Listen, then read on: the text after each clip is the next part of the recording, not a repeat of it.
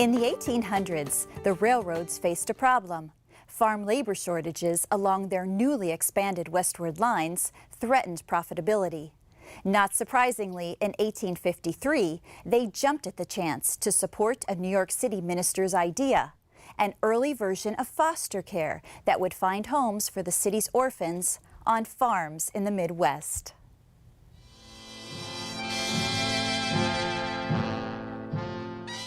They were told, your parents are not your parents, your past is not your past, your life begins when you are chosen. The Orphan Trains began because a Methodist minister in New York City named Charles Loring Brace looked around the streets of New York and saw that there were 30,000 children living on the streets. They were getting run over, dying of starvation and exposure, going to jail, becoming criminals, they were becoming prostitutes. What we think of as Dickensian London is really what it was like then for poor people.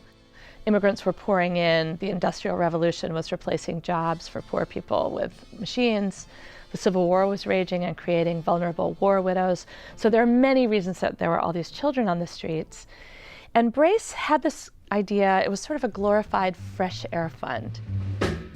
He thought, if I can get children off the streets and send them to farms in the Midwest where labor is needed, maybe we can save their lives and maybe we can clean up the streets of New York.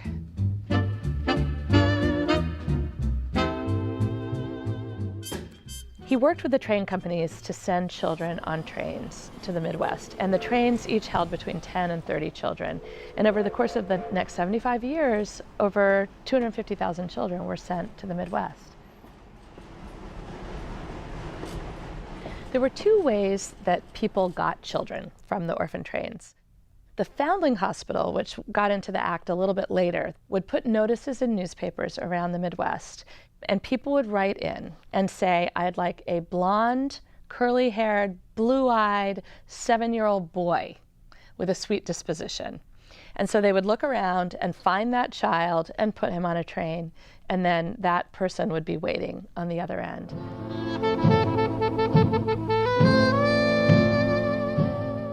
The Children's Aid Society had the children line up by height at a train platform or at a city hall or a Grange hall.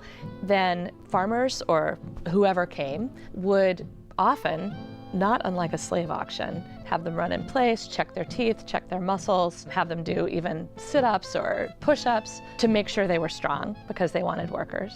The farmers would take them off the stage and then fill out certificates taking ownership of the child. Contracts were signed between the people who took the train riders in and the organization, the Children's Aid Society or the Foundling Hospital, and it says, shall be indentured until the age of 21. These children were 2 to 14 years old. 21 is quite a long time to be working for someone else. The people who took in the train riders were required to send them to school, 4 months of schooling a year, to feed and clothe them. There was some language about treating them as you would one of your own. However, they were labor. For some of them, it was actually a form of slavery. Many of them had no choice but do what they were told to do.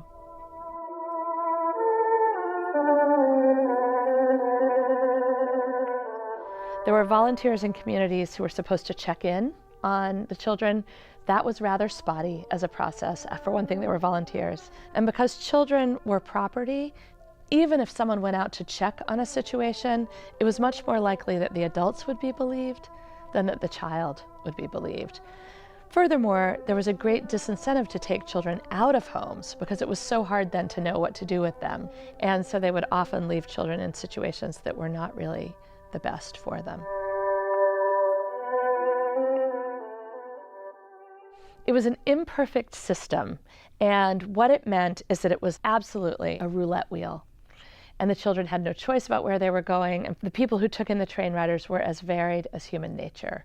There were very good people, very kind people who took in train riders, and there were also people who weren't so good and kind.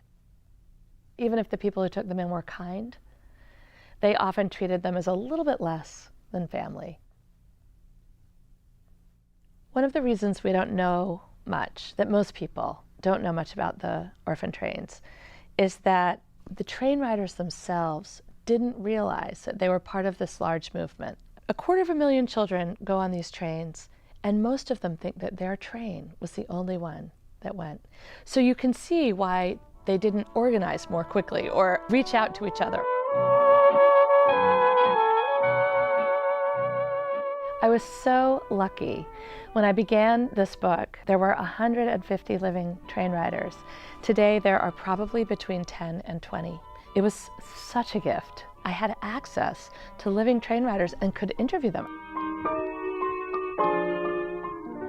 One of the most significant was a woman named Pat Thiessen. Even at the age of 93, she felt the loss and the sort of sorrow.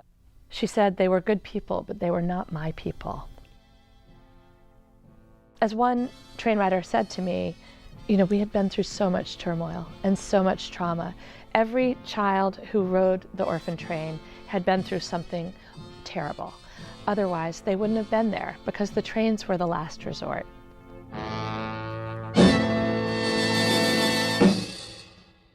Prairie Mosaic is funded by the Minnesota Arts and Cultural Heritage Fund with money from the vote of the people of Minnesota on November 4th, 2008.